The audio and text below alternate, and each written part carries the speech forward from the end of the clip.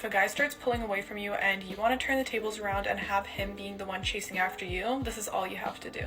Number 1, do not react. If you can master not reacting to what's happening outside of you, you will notice that you won't struggle with things like this. You don't react, it's gonna also be extremely attractive to the other person because they're gonna see that you're not gonna go chasing after them, you're not gonna be dealing with bullshit, you're actually going to pull back yourself. And that's gonna spark his interest all over again, and he's gonna know this time that he has to show up right. He cannot be pulling away from you because you're just not gonna stick around for it.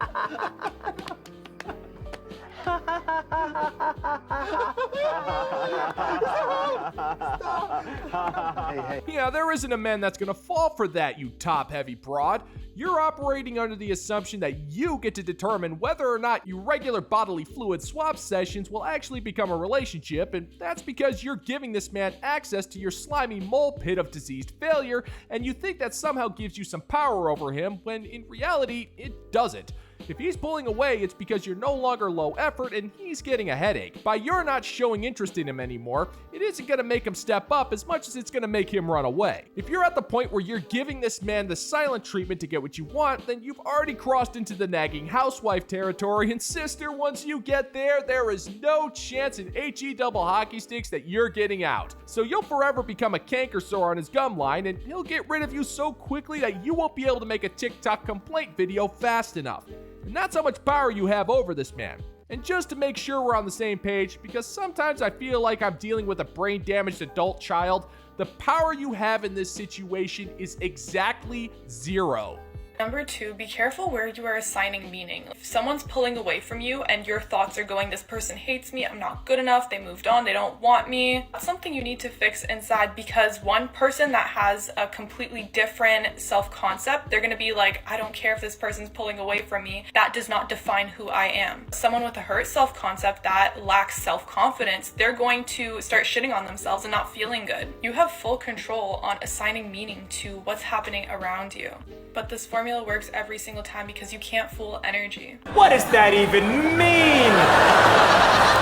Alright, that coils it. I am convinced these broads are just making up words to try to make themselves feel like they're a smart.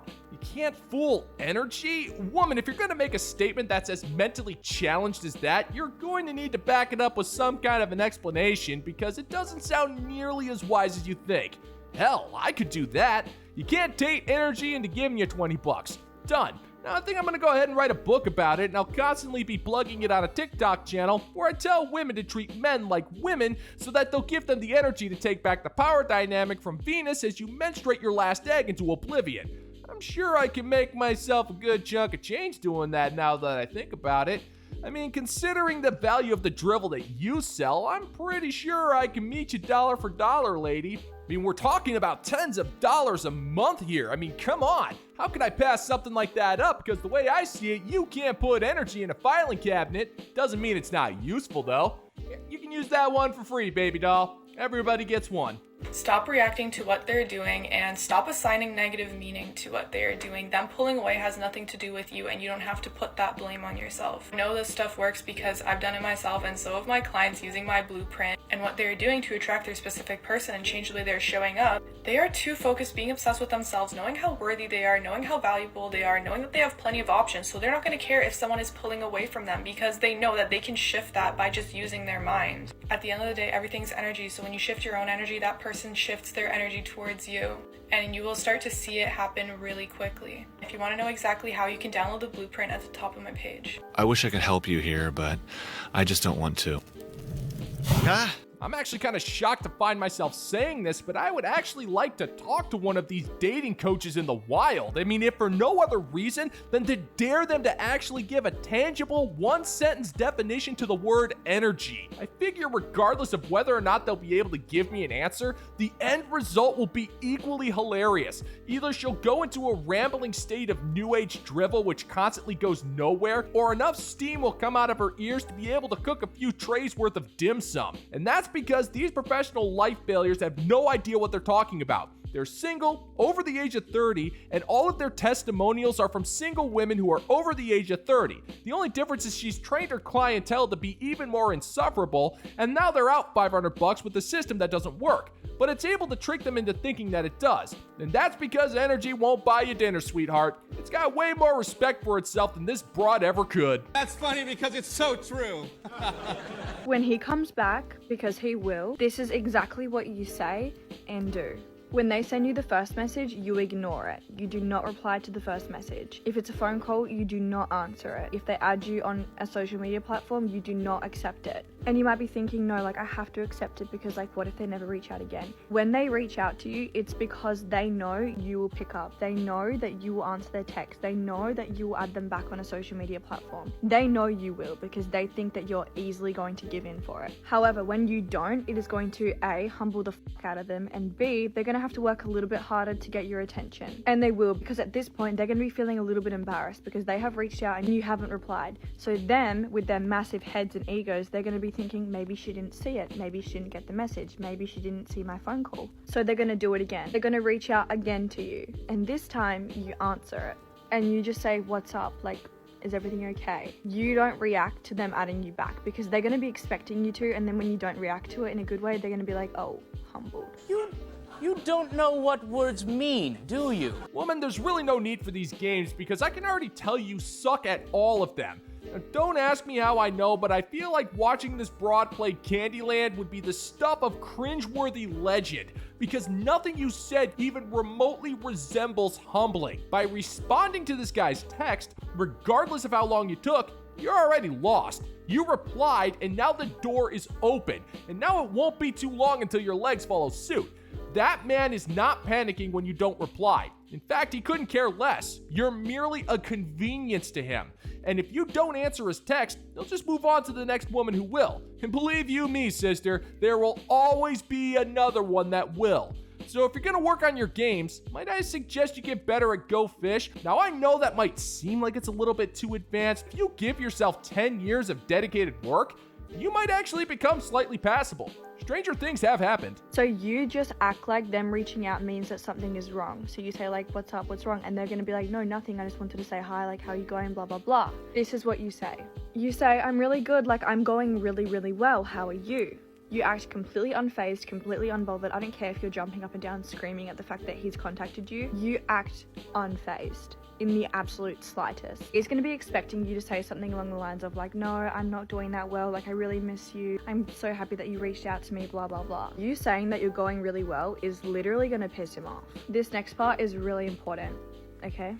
In the conversation, whether it's a day in, whether it's an hour in, whether it's 10 minutes into the conversation, he's going to hit you with the, have you been seeing anyone else? Like, how's your love life going? Sort of question. You say, yeah, I've seen a few people, but I'm just not really looking for a relationship right now. Yeah, I've seen a few people and like it went really well, but I'm just not really looking for a relationship. You hit him with that, he is gagged, he is speechless, he doesn't even know what to say.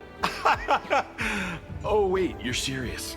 And on that note, I am immediately taking back the Go Fish statement. Don't learn how to play that game, sister. Those preschoolers are gonna eat you like a piranha in a low-budget horror flick, because there is no way your brainless plan will have the effect that you think. He's going to know that you're lying. After all, you are replying to his messages, so he already knows that you're at least somewhat interested in getting back with him.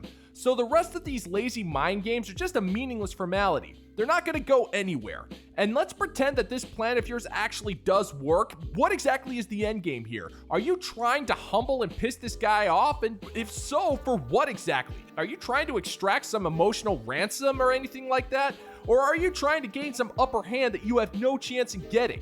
How could you? The dude's most likely over 6 feet tall. You can barely reach the middle shelf at your local supermarket. The only way you could have had any form of high ground is if you never bothered to respond in the first place, but that's not possible for a broad like you, now is it? Because the reason why he ended it with you is because he wasn't looking for a relationship and maybe he thought you were, or he didn't want a relationship anymore but he knew that you did. So now you saying that you've ended it with people after him because you're not looking for a relationship is going to make him so angry, because he's going to be thinking, no, I was the one that didn't want a relationship. And to finish it off really nicely, when he asks you why, you say this, and this is going to kill his insides. You are going to say, I just love being single. He is gonna be so angry. Trust me, that works. He's gonna be at your fucking feet doing everything he can to get you back, and you are just gonna be like, I'm not looking for a relationship right now. And if you want to get back to him, you have to make him work for it, and you have to make him prove to you why you should take him back. It's scary. Woman, put down the deck of cards. Put them down and walk away. You are the type of woman who would completely screw up a game of 52 pickup, and you would do it in such a way that would leave the entire planet baffled because you achieved the level of screwing up that was once thought to be impossible. You've clearly never done this before. You're merely writing up a scenario in your head and assuming that's how he would react because that's how you want him to react, and because you think you have the ability to bend reality to your will, you honestly think that this plan of yours would actually work.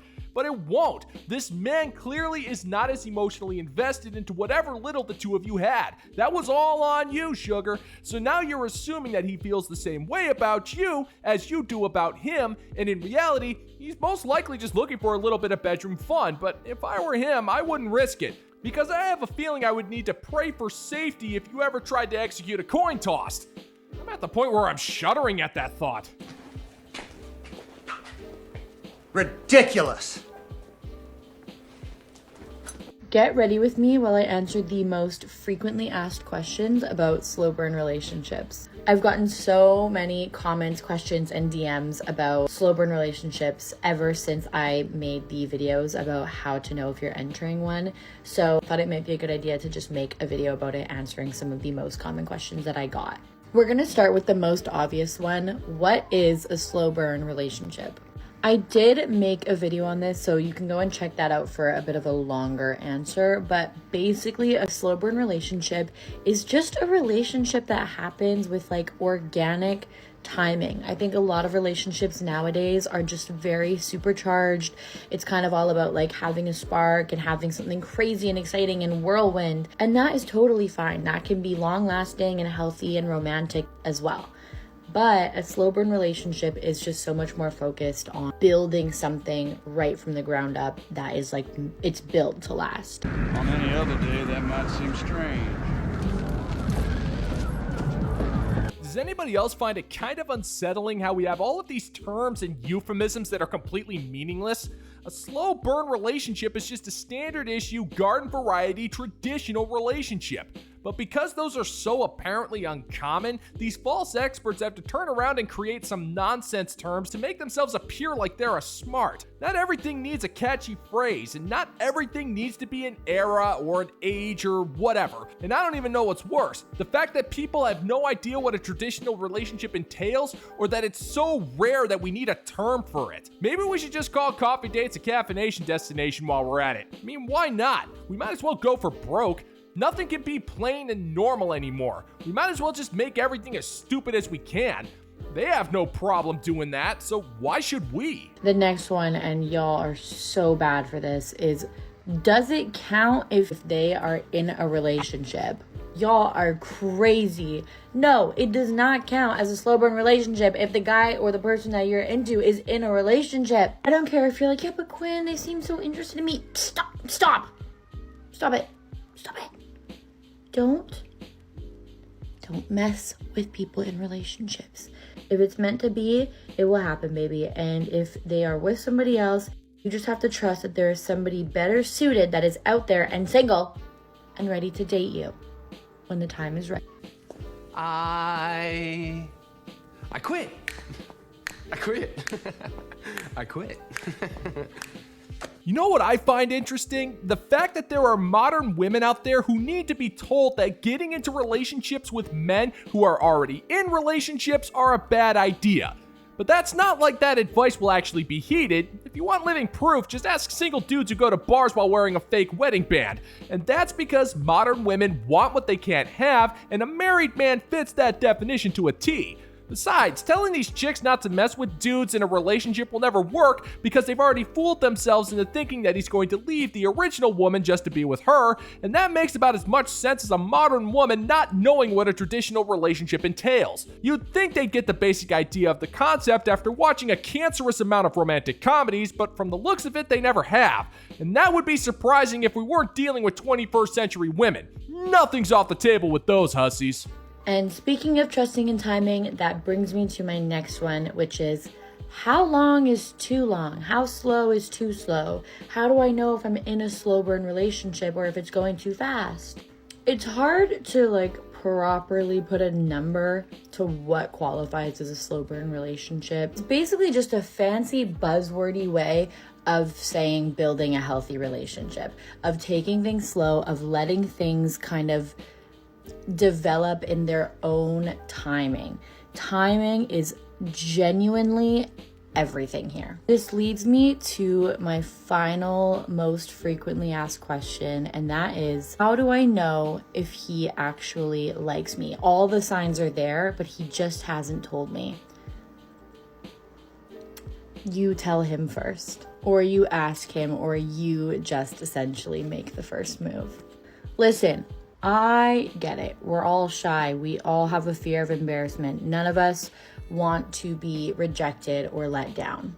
But I will die on the hill that making the first move can be one of the most empowering things in the whole world. And I would gladly make a separate video talking about why I believe that with my whole chest. All right, that's all I got for you for now. Love you. Bye.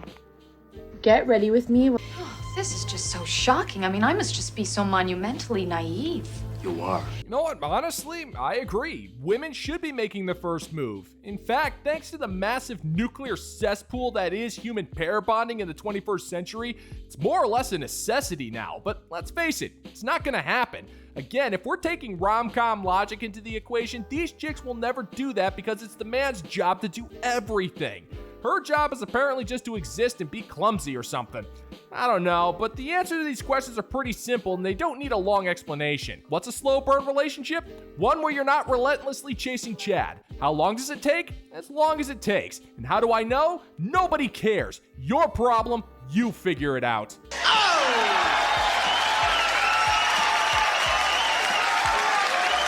And that is going to do it for today's video, gentlemen and gents. And as always, if you find that my particular brand of comedy is bringing you to the brink of laughter, then why don't you scroll on down and click that like and subscribe button. Ring the notification bell and leave a couple of comments. Make sure to share this video so we can give the good old-fashioned middle finger to the YouTube algorithm. Thank you so much for checking out the new video, guys. And until next time, peace out, homies.